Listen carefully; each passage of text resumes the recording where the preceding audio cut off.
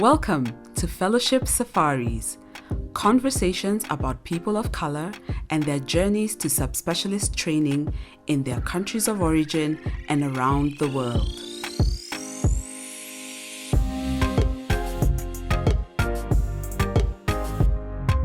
Today is a special podcast because I want to be able to talk to you guys about our fellowship safari with my husband. So I'll give him an opportunity to introduce himself. Hello, everyone. My name is Mwakavi Maweu. Thanks for having me. In a previous podcast, I've talked about the whole process of having gotten a fellowship and the preparation for it. And I wanted us to talk about our conversations and our preparation together and what our experience was as a family, as a couple, and even more so for you as an individual in a new country. Right. How did you feel when I had told you that I was going to go and do a fellowship? What went through my mind was doctors have to keep on bettering themselves, going back to school and just acquiring new knowledge. Your fellowship was particularly something you are passionate about. So for me, I was like, let me support you achieve this goal because I think right from the word go in our relationship, we've always been for the notion that if you win, I win. If I win, you win. Okay, thanks, babe. How early would you say did we start having the discussion about fellowship and what it would mean for our family before the actual fellowship started in September of 2020? Like, how much earlier would you say we started talking about this? Well, I think it started way earlier than that. I think for me, I had already had it in my mind after you graduated from PEDS that there's a possibility you'll go back to school. You showed interest in your fellowship in Toronto in 2017. I remember you applying for this fellowship, and they got back to you sometime in 2018 to go for a 2 weeks observership. For you, it was work. For me, it was fun times. Me, I took leave to go enjoy myself. But then, apart from enjoying yourself, what was the other mission about going together in 2018? I think also is just to get a feel of how life in a foreign country would be. You're going to experience different cultures. The beautiful thing with Toronto, it's like a melting pot. It's very cosmopolitan. It has people from all over the world, which we came to discover. And it's just a beautiful place with extreme weather, which we people from the tropics are not used to. I think it was just to get a feel of how life is on that side of the world. I'm glad you mentioned, like, we wanted to see how life was. We wanted to get a sense of how much things would cost, like we're on the ground, and just regular everyday utilities, and even moving around and seeing if this was a good fit for us. So, Yes, for the exactly. record, I think I'm really grateful that we got to do the thing together Word. because I think it was helpful. Yes, you were on holiday, but then I think it was also helpful for you to have been in the space, sort of like almost moving into a house. Before you move in, you're allowed to have like a 2 week trial period. So Yeah. I appreciate you being open to that adventure. Yeah, it's like window shopping. The way you go, you like check out something. And then if it pleases you, maybe you plan around how you make a purchase, or if not, you look for another alternative. Could you talk about what was the biggest challenge for you in terms of transitioning from Kenya to Canada? I think fear of the unknown. You're leaving what is familiar behind. You're leaving your friends. You're leaving your family. You're leaving your networks behind. For me, also, the strangest thing is I had just gotten a promotion at work, and I only, I think, served in that role for a month. And it was quite absurd when I went to see my manager, but he was very receptive after I explained my situation to him, and he was supportive of my decision to move with my family to Toronto. The thing is, we had like three options. It was either Njeri to go by herself, and I remain with our daughter on this side of the world, or she goes with our daughter and I remain by myself, or we all go, which we chose to do, just to move as a unit. I have no regrets. I think, as I said, I am all for new experiences. I'm glad to say we enjoyed our time in Toronto because I never fathomed that in my life that I would maybe live in a foreign land. But now we are citizens of the world. I'm glad you've mentioned being able to travel and experience a whole new place. Yes. What was a pleasant surprise for you when, being in Canada? I think for me, structure, systems that work, experiencing new cultures. I'm a foodie, so experiencing foods that I would never have had access to here in Nairobi, and also establishing new relationships with people from different parts of the world. And we realized that we share more than we actually thought. These are things you have to put yourself out there to experience. This world is your playground. Save up, travel if you can, experience new things. I think it will make you a better human being, broaden your perspectives, and you learn to appreciate humanity in a better way. Let's talk about the hard parts or the not so pretty parts Yes. of having a spouse Uh-huh. who is an international graduate Yes. in the Canadian health system. Mm-hmm. What was the most shocking thing to discover, like as I was starting work? I was not prepared to be the present parent because I think my expectations were that I would join the Canadian workforce as soon as possible after we had settled. But that did not come to pass, unfortunately. And the reason being that you had to work very crazy hours because you were working both in general peds and also putting in work in adolescent medicine. One thing I appreciate about home is the way we have access to social structures, access to family. Family is not too far off. So if maybe you needed for one reason or another to have someone to take care of your child, it's much easier here, as we came to discover. It's very expensive to have a nanny in Toronto. It's costly. Yeah, so talk about the number. Like, how much was it per month? Well, Like if we had decided we wanted a nanny. if we got into that, I think it would have cost us anywhere between 1,800 Canadian dollars to about 2,000, 2,200 per month. Basically, if I was working, half my paycheck would go to childcare, whether it's a nanny or it's daycare for our daughter.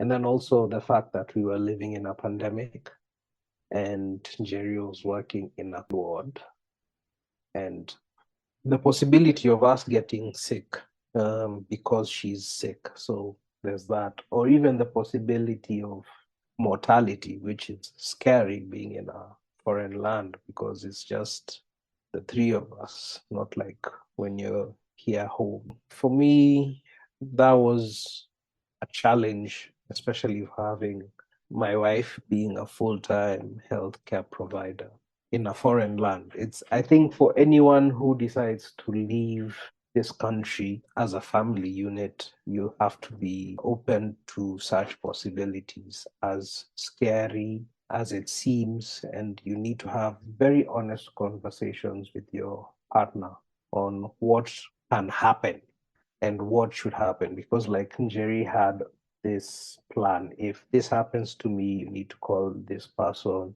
reach out to this person. This is the emergency help numbers, maybe to access insurance. So we had a plan. So I'm going to pause you just a little bit. How did it feel the day I talked to you about the plan and emailed you the plan? I think for me, it usually takes me time to process things. If you become very superstitious, you'll be like, Kwani, this person is planning their death. It's not. It's just planning. That's it. It's like the way people write wills. It's just having a plan.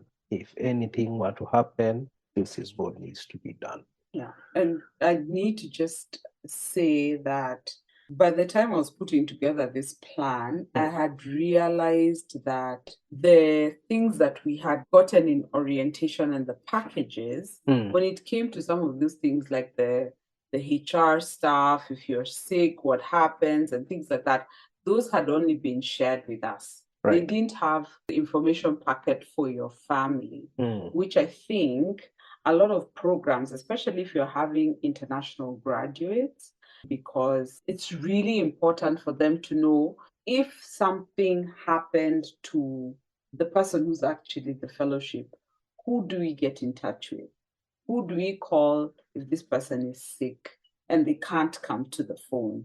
Because at any point in time, the way the communication is structured, it's assumed that you're sick, but you will have energy enough to communicate that you're sick or be able to not, tell someone you're not going to be able to report. But what if it's the flip side and it's something drastic? So that was why that plan had come up. And I think because I've seen so many people getting sick, I did not want you and our daughter to be in a situation where you don't know what to do, you don't know who to call.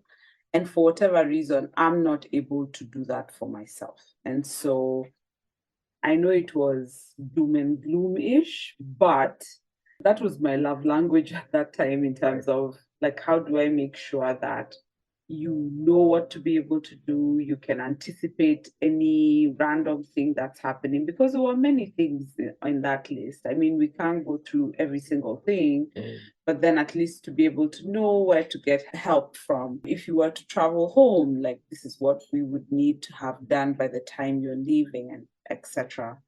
Thanks for not freaking out when I sent you that.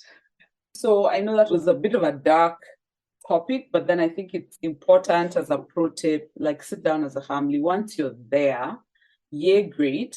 Here's a dream. And you're in a foreign place. You're not in a place where it's not very automatic or very clear all the time, like where you need to get help from. I want to just ask you about music and the impact that music had on you while we were away. For me, music is a daily part of my life. I think for me, music was part of a coping mechanism. Remember, we moved during COVID times. I think people don't understand the gravity of a lockdown, because, like, when we traveled, we had to be under lockdown for 14 days, and it was very strict, to the point that if you broke those restrictions, they would call the cops on you. Living in Canada during COVID, I think that was a very lonely time for me. For the record, we were told to hang out in bubbles. And that made no sense for us because we were just ourselves. Like, we didn't have people that we could say could be in our bubble. So that was a really annoying concept for me at that time. Yeah.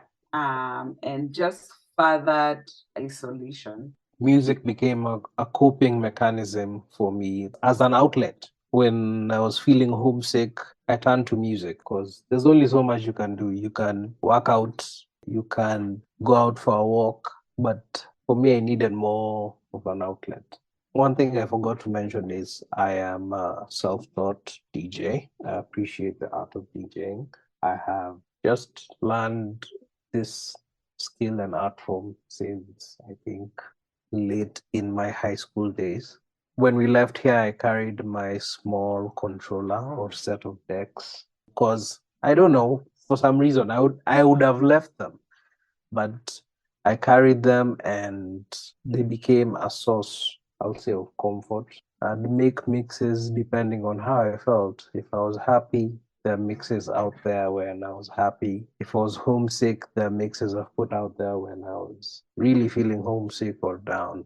I was doing them for myself primarily, but I prefer to share my gift to the world. So they're out there in the Internet of Things, so we will drop a link so that you can go discover them for yourselves. That's really amazing because our daughter and myself, we got to see spaces where you could be able to just, get lost in the music and got to celebrate and enjoy the music that came out of that. There's something that you had mentioned. There's a phrase that you use. Yes. Tell us a little bit about what using culture as comfort is. What is that? For me, I had a high affinity for anything Kenyan. Like, you'd get on YouTube and discover a new Kenyan song, and you're like, yo, that is dope.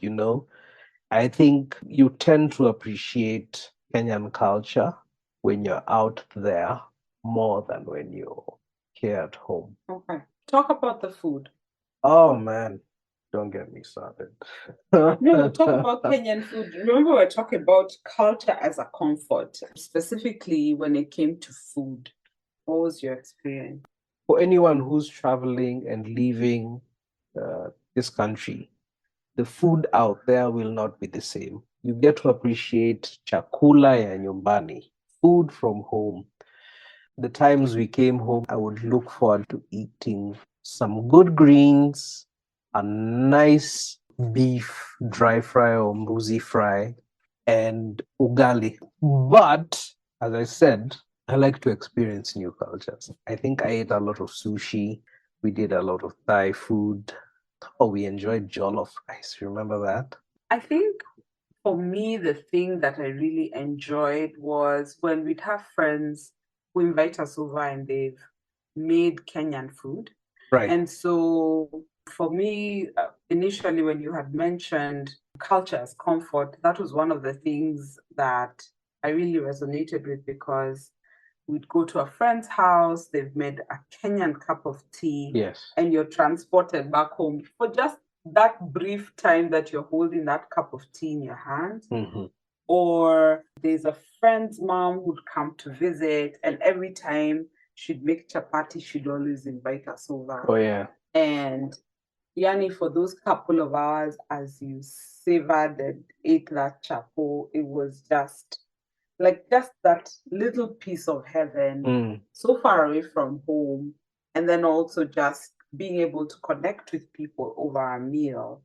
For me, that was one of the things that I found most comforting for us as a family, and Yes. how culture for us had been so comforting.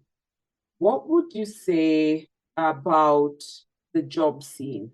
What was your expectation? And then what did you end up finding out about that? I think Canada is an oxymoron for me because it's open to immigrants, but I think it's not giving immigrants the opportunities that they would like. I was a banker when I left here.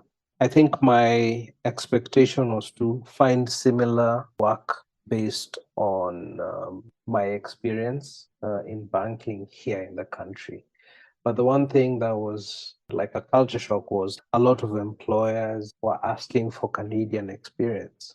Mm-hmm. I'm a new immigrant. Where will I have gotten Canadian experience? What happens for a lot of immigrants, you'll find the jobs that are accessible to you are entry level kind of jobs. I once went for, they call them open houses, where a firm will come and showcase the jobs that they have available, talk about the culture of the organization. And I was surprised to be in such a forum with people holding PhDs, looking for work. But what did they tell the people with the PhDs though? one lady who was one of the recruiters was like, we celebrate your academic accomplishments. However, what we are able to offer at the moment are entry level positions. And this is not to say that there's anything wrong with entry level. We're talking about what your expectation was. Yes. And then when you walk into that space, what you end up getting, which may not have been at the level of your expectation. Exactly. But also, it can be very frustrating because nobody tells you this until you get there. So I hope this podcast, whoever will listen to this, and you are deciding to leave maybe a very solid career and you've gone up the ranks, be prepared that you might have to start from scratch. This is not everyone's experience. It's However, not. this It's is not. what we experienced and what we observed in our immediate circle, that Yeah. a lot of people had to start. You know, that thing was started from the bottom, now we're here. Yes. Yeah. So I think it's really, really important for you to just count that cost, as it were, because there's that illusion of being Maju, that dream. Yes. And the reality is that you have to work really, really hard. You probably have to start from everything from scratch again. The Yes. beauty about the Kenyan spirit is that we are such hard workers. We are hard workers, which is a strength for a lot of people who, especially when you've decided to start up again, and you want to just have a completely different experience. Yes. One of the things that I also need to mention is that through the fellowship, one of the things I was asked is, how important is it for you to have your family with you? And I said it was really important. And so for myself and also for a lot of other people who are learning, they had valid and open work permits that give them an opportunity to be able to go out and work. However, it doesn't play out quite the same way. And I think it's really important, even as you're looking at these ads that keep popping up, that you really need to interrogate some of these advertisements and also some of the experiences that are sort of advertised and painted out there, because the reality per ground different. Very, very different. Not impossible to toboa, but then just be aware that it's very different. Yeah, let me add to that. I'm not saying that based on my experience, it's impossible. It's not impossible. I think for, I'll say, people our age, it's an uphill task because you've left all your networks here, all your experience. Canada will favor anyone who, one, studies there maybe in university, like if you're starting off. If maybe you're moving as a family and you're doing it for the kids, the education is great there. So your children will benefit from the free education until high school. And if they get into a Canadian university, they have higher chances of getting into the workspace very easy. So this is, by the way, in no way, shape, or form to discourage anyone, but we're trying to just be vulnerable and be honest about what the experience was for us. And that being said, we were there for a short time. Yes. You know, this is what we encountered ourselves. So but also just to add on, I think if you look at videos online on YouTube of people talking about their Canadian experience, unfortunately, most of them don't tell you the hard and grueling parts. They just paint a very positive picture. I'll say this: living in Canada has its positives and its negatives. Thanks for sharing that, and just giving us what your perspective was. Mm-hmm. And for the record, this is our opinion. This is what we observed and what we saw. And we are entitled to our opinion. And we are entitled to our opinion. Hence having our own podcast. Word. Yes. So, what is your one regret out of this fellowship experience? Our time just came to an end. I would have loved to experience more, because by the time we were leaving is when we had started solidifying relationships and also getting to discover Toronto as it is in terms of the art scene, going out to restaurants, because life was just looking different in a post-pandemic world. So things had started opening up for us. I feel if we had a longer time, we would have more experiences to talk about, and also more time to create a bigger community for ourselves, just people who that we can do life with, I guess. Exactly. I totally get where you're coming from. Yani, by the time we're coming back, some of the shows that were popping up, like I was just like, yo, I want to see this artist. Yes, I want to have a nosebleed seat to see this artist. Like, Yeah. there was some of that stuff.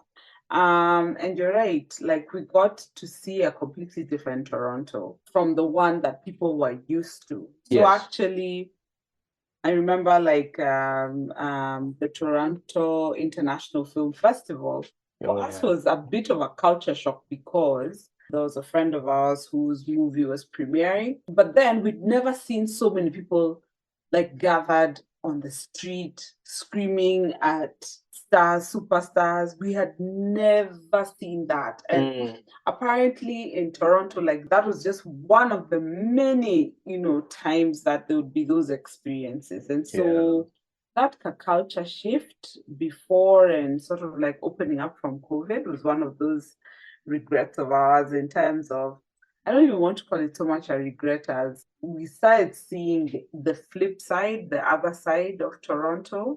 But I don't know, for me as the person who was trying not to spend a lot of money, I'm also kind of glad we didn't get to see that too much because I don't think we would have survived so much because it's still expensive to do some of those things that opened up. It is. And one thing that we failed to mention is the standard of living in Toronto is 4 times as much as Nairobi. Times 4. Rents are expensive in cities like Toronto, Vancouver. Rents are on the rise. So you have to be prepared for the fact that it's an expensive country to live in. Have conversations with people. You'd be surprised the information that you get, and you'll also be surprised the kind of support you will get. What is your parting shot for any spouse who's listening, who's trying to get a sense of how do I support my person, or what is your takeaway from all that when you have a spouse or a partner who's going as a fellow to a foreign country and you're going with them? I think it's a very personal decision. That's how I look at it, because people dynamics are different. You might be in a situation where maybe financially you are only able to support one person going. And you might be in a situation where you can afford to leave all of you and relocate. So it's all about how personal that decision will be. You have to have conversations with your spouse. And at the end of the day, anyone going for a fellowship is investing in themselves, which will have returns in future. That's how I look at it. But it all boils down to the conversation you have with your spouse. For us, we chose to go, the 3 of us. Are we richer in terms of experiences? Of course. Are we richer in terms of pocket? Well, yeah. we good. We are thankful for what we have. We invested. We are richer in terms of we have a fellowship in the bag. Our worldview is very different. Our experiences are richer. Personally, I got the opportunity to go back to school. I might not have experienced the work culture there, but I got to better myself. Njeri and I believe that iron sharpens iron, and we are better people at the end of the day, right? Yeah. Yeah. All right. Thank you so much for sharing your experience. And I know this is not your typical sort of scenario to sit down and share, but then I do appreciate you having shared it. This was the Fellowship Safaris podcast. We would love to hear your feedback. Please follow us on all podcast platforms and looking forward to hearing what you have to say about this conversation.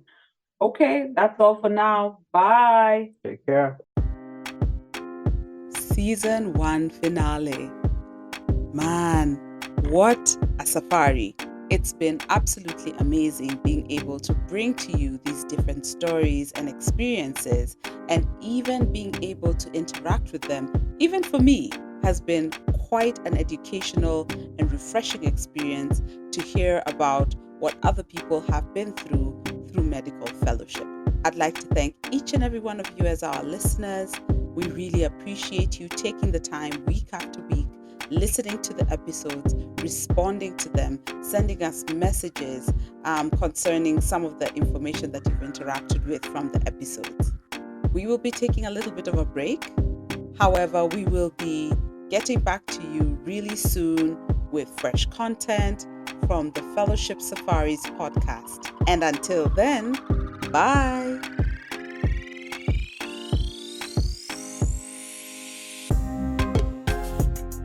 I'm so glad you stayed tuned. Please get the word out and share it with at least 3 people. Make this episode like a chain letter. Share it, share it, share it. It takes a village to make this podcast. Strategic and creative direction was done by Josephine Karianjahi and Melissa Mbugua. The producer of the show is Melissa Mbugua. Tevin Sudi is the sound engineer, with thanks to AQ Studios. The graphic design was done by Benjamin Boyer, and the original music was done by husband extraordinaire Mwakavi Maweu.